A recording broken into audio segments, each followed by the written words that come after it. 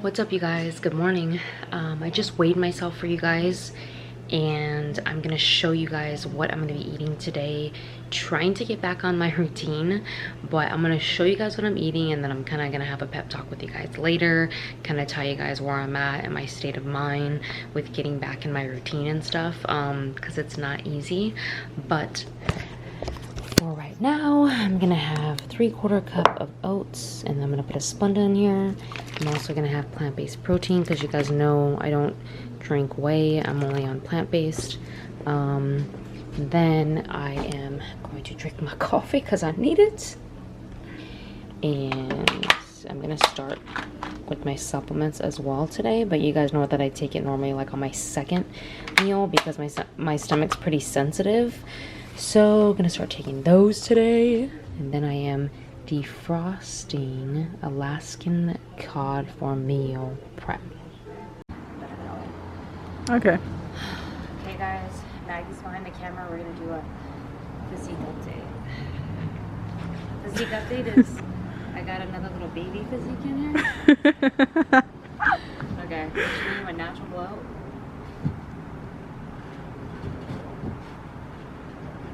What's bigger, my butt or my stomach? Your head. I'm just kidding. Good one.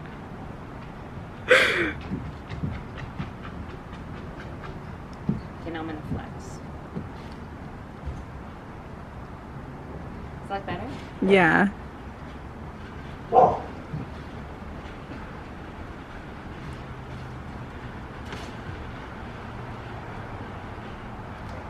Ta-da. When you're trying to take physique update, and we got little creepers. Turn back around. What's up, guys? So I'm at the gym and it's leg day today, and it feels so good to be at the gym.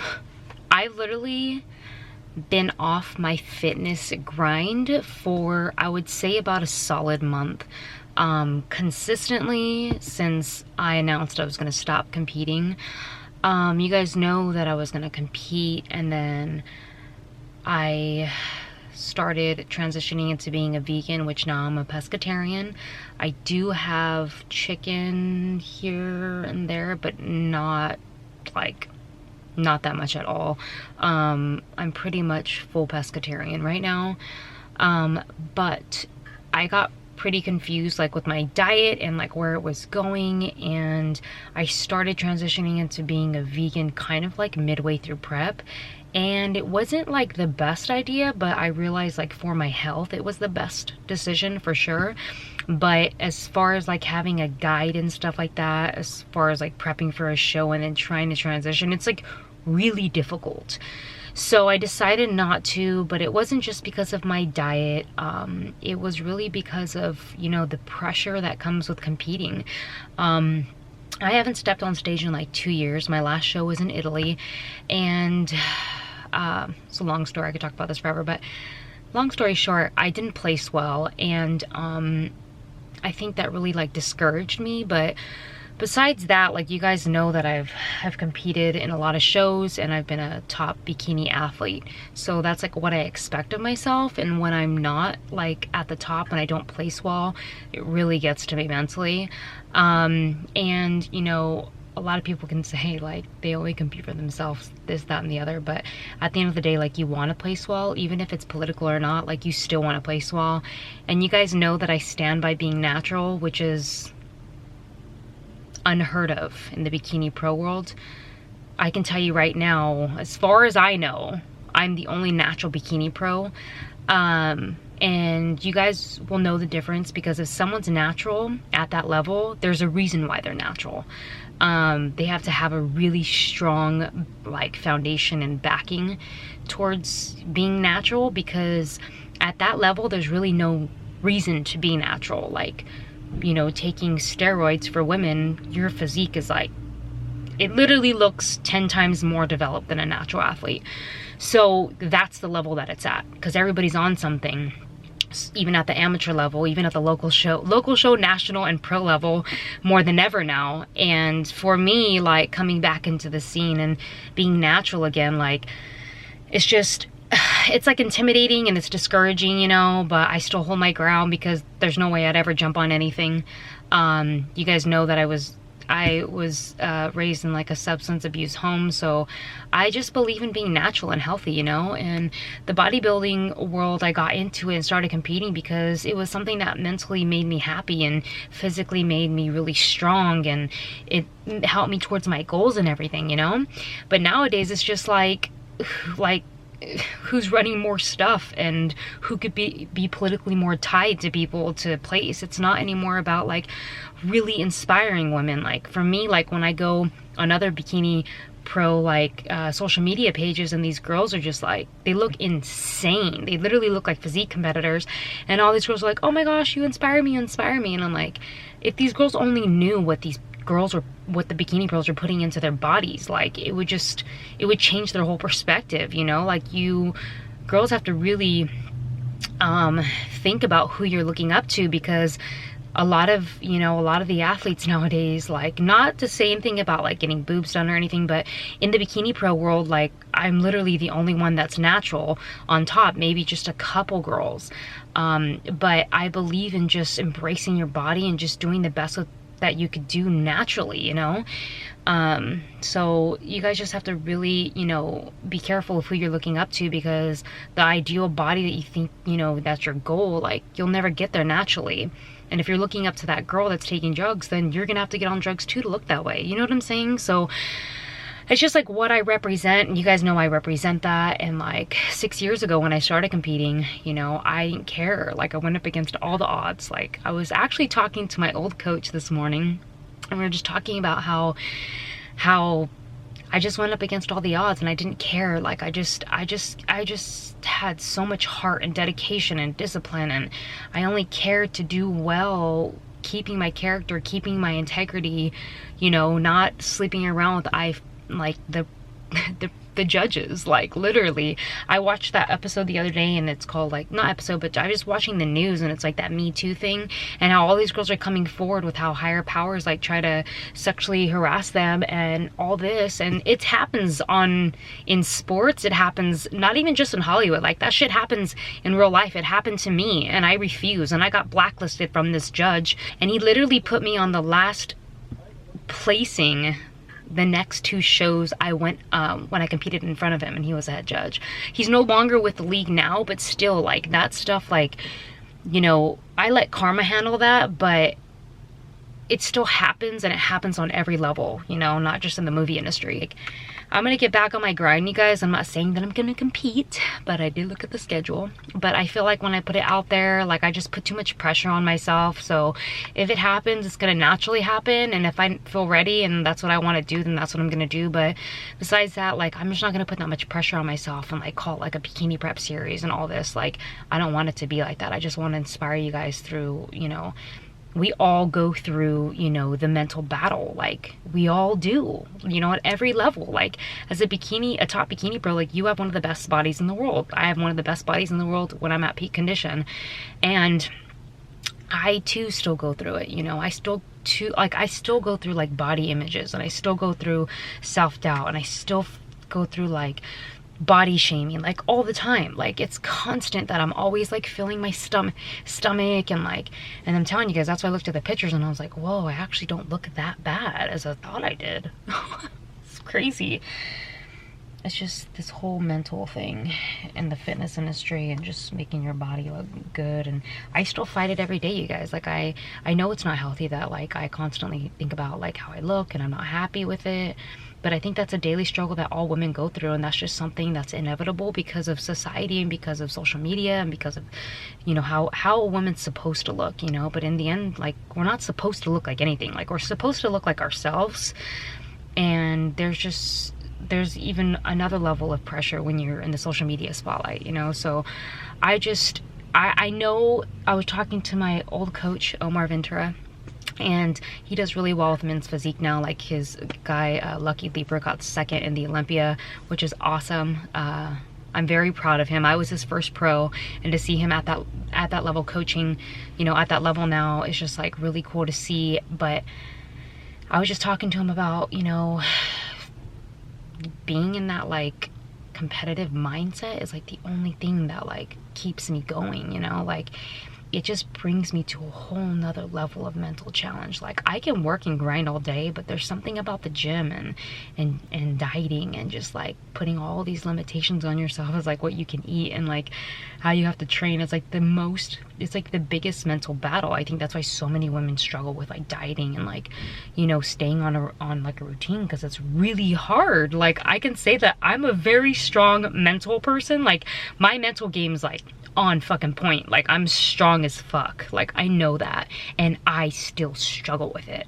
So like daily, you know, and I haven't been in the gym in a month, you know, and he was like, well, you've been busy with like, you know, like your warehouse and all this. I'm like, no, that's just an excuse. I can make time if I wanted, you know. I can make time.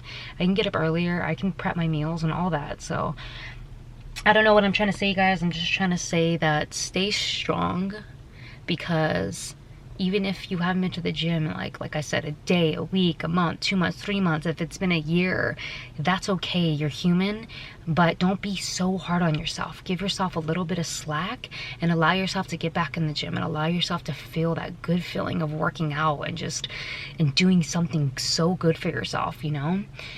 And that's why I'm here, and that's why I'm about to get this leg day, and that's why it's gonna be dope as fuck. Okay, I'm done rambling. Love you guys, and I hope you guys enjoyed this beastly leg workout.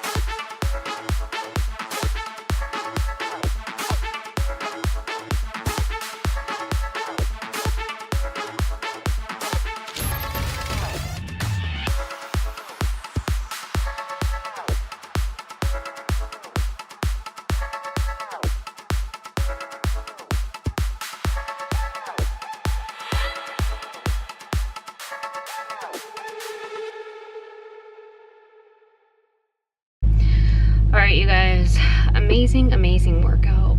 Ugh, I don't know why it's so hard for us to get into the gym sometimes, you guys, but like I feel the most incredible feeling after the gym. I just feel so accomplished with my life. I swear, like my mind feels like it's on like a high right now. It's crazy. Like even my eyes look like I'm high or something, but I'm not. I'm high on life. But I'm gonna go and prep some meals right now, but I'm gonna stop at the dollar store. I'm probably gonna get my sweet potatoes there and vegetables because it's really cheap there. And then you guys are gonna see me do a plant-based pescatarian prep. I'm excited because like I told you guys, I kind of felt like mixed emotions because I don't know, the whole vegan transition and all that and giving up meat when that was my main source of protein was just, it was kind of confusing for me. So today's going to be interesting, but I'm excited to show you guys how I prep and what I prep because I feel like a lot of you guys are in transition since you guys watched that documentary and I've not been on my fitness game, so we haven't quite talked about this, but you guys are going to see what I'm prepping and I'm excited to show you exactly what I eat today, you guys. Exactly what I eat on a transition into being fully plant-based.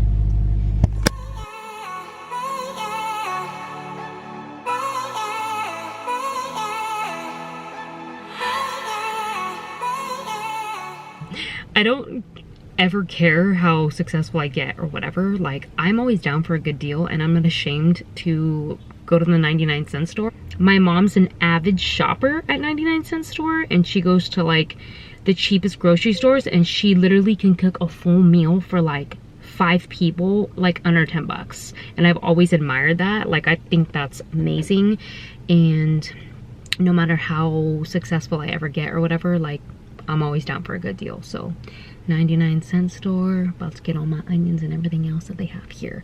I did get asparagus at Whole Foods because it was 2 for $5, and since Amazon has taken over Whole Foods, like a lot of their produce is a lot cheaper, and asparagus is not always in the 99-cent store, and that's something that I always prep with. So I got my asparagus there, but I'm about to go get some other stuff here.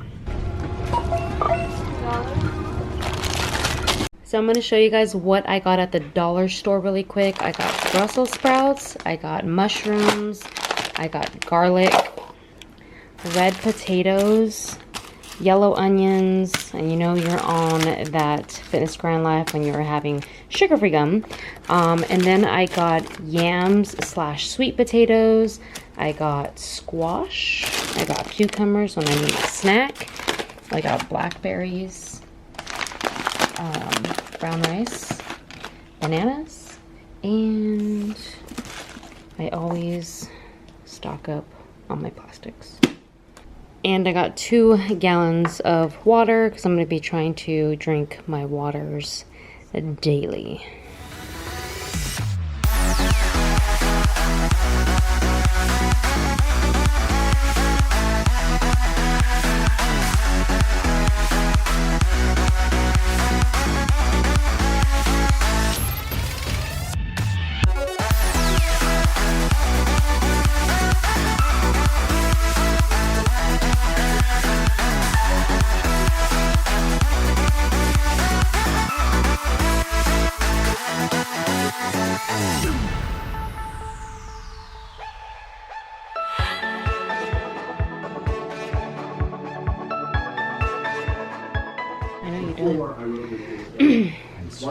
So when you're all done with the meal prep, and then you have to give away your gains.